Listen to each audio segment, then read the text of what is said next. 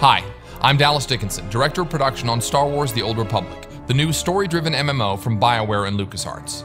Today I'll be guiding you through the opening minutes of the Eternity Vault, a high-level, multi-party operation involving an ancient prison that's been uncovered on the remote world of Belsavis. Inside this prison, a terrible evil has broken free that now threatens both the Republic and the Empire. At level 50 in the game, whichever side you're on, you'll be dispatched to deal with this threat. Today, we'll be watching the first part of the experience from the Imperial perspective, beginning with the conversation with General Threnault. My lord, forgive the lack of protocol, but war has broken the chain of command, and my purpose is grave. I am General Threnault, commanding officer of the Imperial Reclamation Service. I understand you're familiar with us.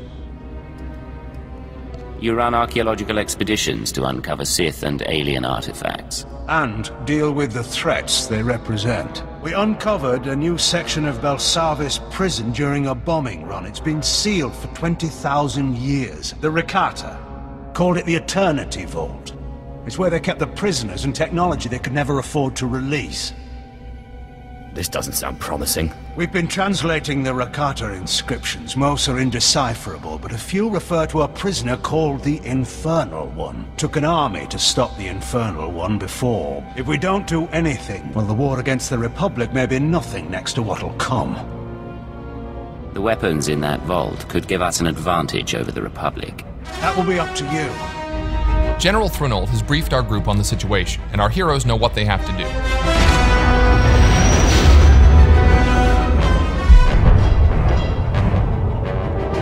Within Belsavis atmosphere, proceeding to surface. All hands prepare for enemy fire. The Eternity Vault defenses are active. Coming into Belsavis' atmosphere, the Imperial ship has come under fire from the prison turrets and is going down. The players must get to the escape pods. Each player takes his or her own pod to land at different points on the planet's surface. Weather conditions are extreme on this part of Belsavis. Players have to run through the snowstorm to gather up around a burning escape pod. Enter my domain. Children unknowing, they will serve. That voice belongs to the Infernal One. He knows our heroes have come for him, and he has prepared his prison fortress to repel their attack. Our players wisely take a moment to activate any abilities that can give the group defensive and offensive bonuses. They're going to need them. So as the battle begins, you can see the Sith Juggernaut. He's the primary tank for the group, and he's rushing ahead to draw fire from the turrets and the enemy droids. The Sith Assassin is the group's second tank, and he's getting in there also, drawing one of the Eternal Sentinel droids to him with his Force Pull ability. The Sith Assassin has more than just his lightsaber. He also uses lightning attacks and his Wither ability. The other members of the group are focusing their attention on the left side turret. These turrets pack quite a punch, so they need to be taken out quickly.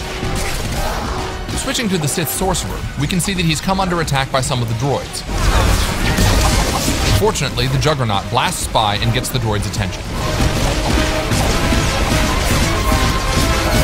The Sorcerer gets some healing now from the Agent, who is one of the medics for the group. And now the Sorcerer can fire off some shock blasts and a lightning attack at the turret. The turret has focused its sights on the Mercenary. That white ray means a powerful area of effect attack is coming, so it's good the Mercenary is off to the side. The Mercenary fires off a few Heatseeker missiles, and you can see on the bar that the group is burning down the turret's strength.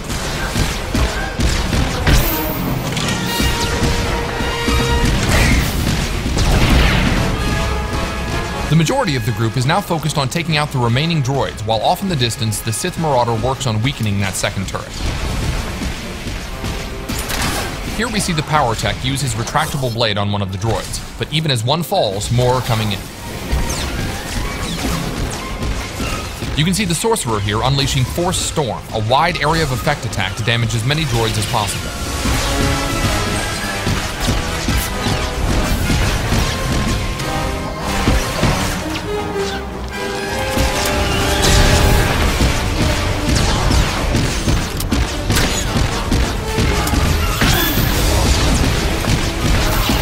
Alright, the last of the droids is down. Now they've just got to deal with that second turret.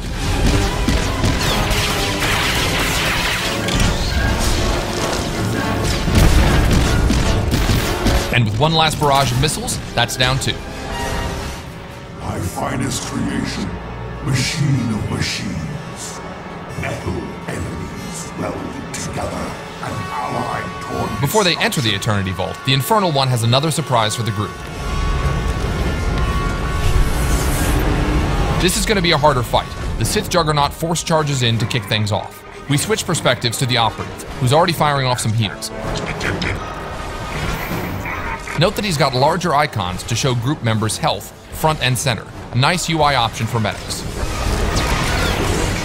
So far, so good. The Juggernaut and Assassin are keeping the droid's attention while the others lay down damage from range.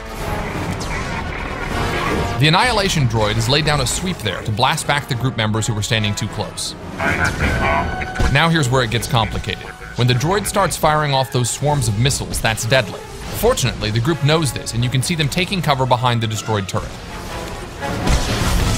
So most of the group is hiding, but the Juggernaut and Assassin are actually able to withstand this kind of firepower, so they're just charging right back in.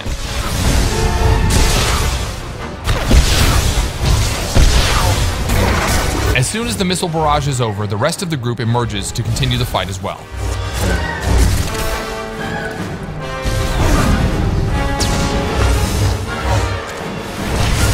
We switch to the Sith Sorcerer, who keeps his distance and keeps a steady flow of lightning streaming out to weaken the droid.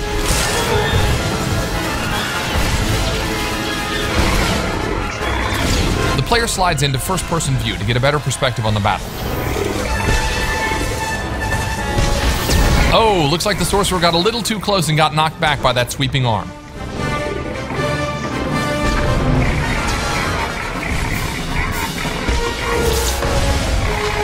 Now the droid is beginning another bombardment with his rockets. This time the group doesn't hide, however, and instead collapses in and keeps fighting. It's critical here that the healers use area of effect heals on the entire group. Even so, that's a lot of damage very quickly and the Marauder goes down. Luckily, the second Sorcerer, skilled in healing, has reanimation, which revives downed group members even in the midst of battle.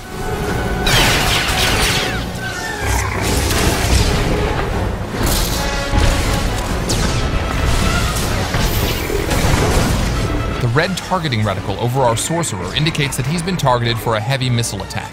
This attack will slam not only him, but